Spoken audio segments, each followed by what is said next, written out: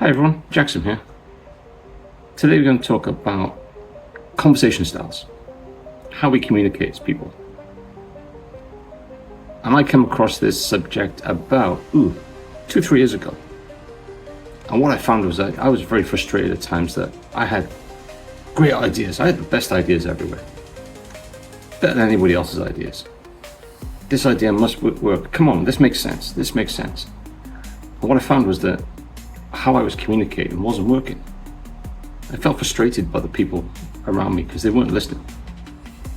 And then you look at the way people work at times and you think, why do you work that way? What are you doing?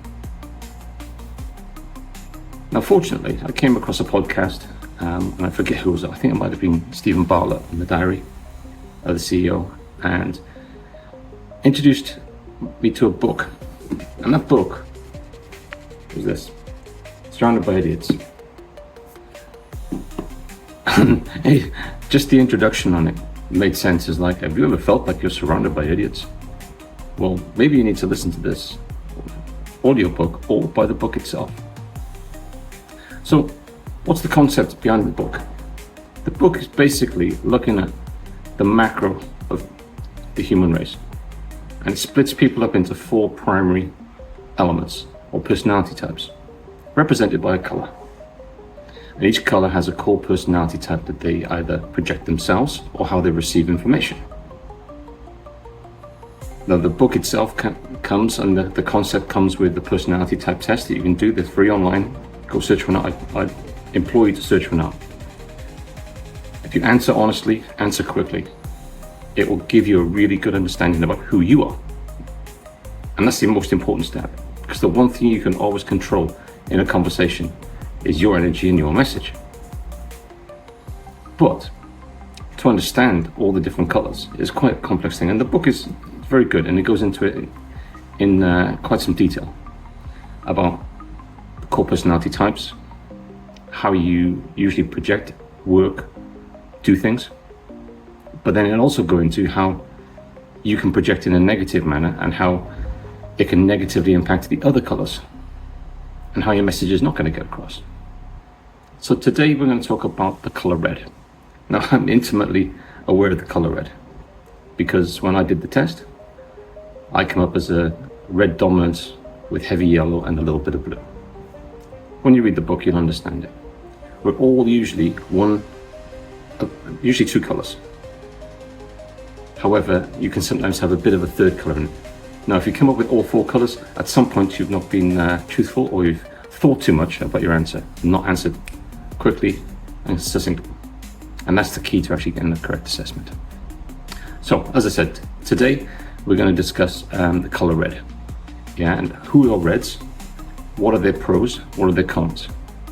And what you need to understand when you're dealing with a red person. So, who are the reds?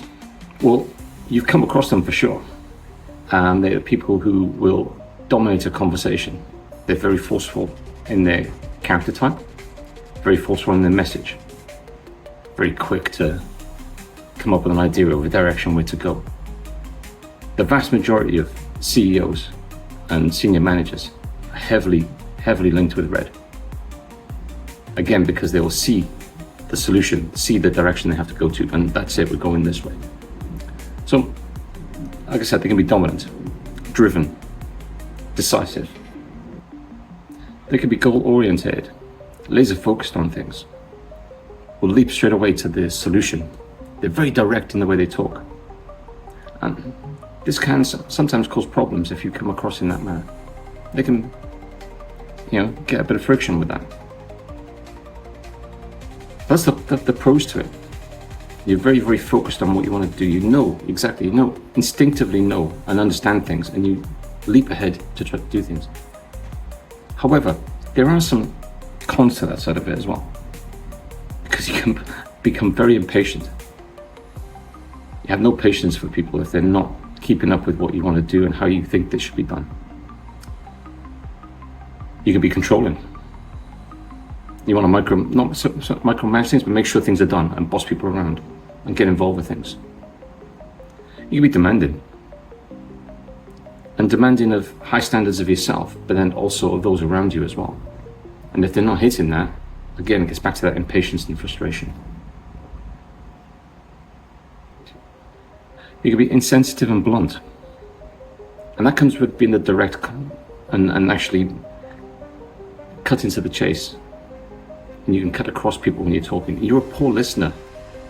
Why? Because usually you can understand where the conversation's going and you don't listen well. You then will leap ahead and interrupt or talk over the top of people. And I know I'm very, very guilty of that one. Yeah, especially if I'm really interested in the conversation and I can instinctively know where the conversation is going. I'm like, get to the point, get to the point.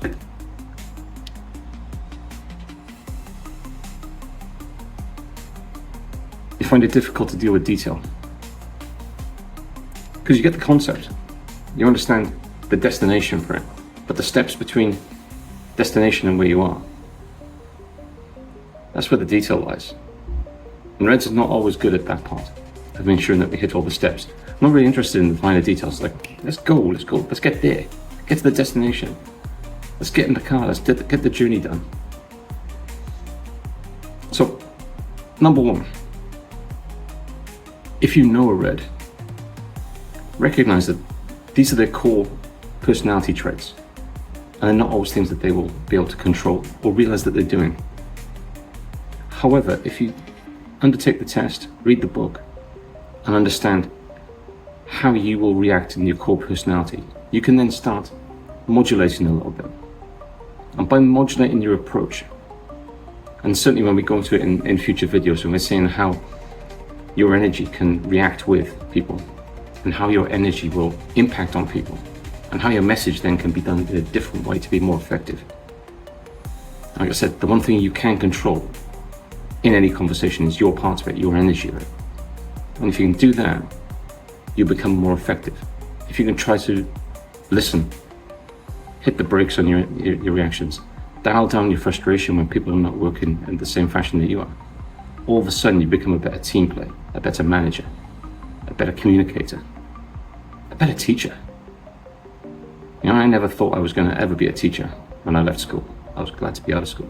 But all of a sudden, in my current career in the last 20 odd years, I found that I'm actually undertaking a lot more teaching, and a lot more trying to get a message across. And certainly over the last few years, I've learned that trying to bulldoze the way through and force a personality onto things doesn't work that well. It doesn't make you an effective communicator. It doesn't make you an effective manager or a team player. And especially if you need to influence people or influence change within a company, within a group, within your family. You got to learn how to communicate and how your energy comes across. Break. So again, if you're dealing with a Red, try to keep your message short, keep it punchy. Give them a couple of options, but not too many.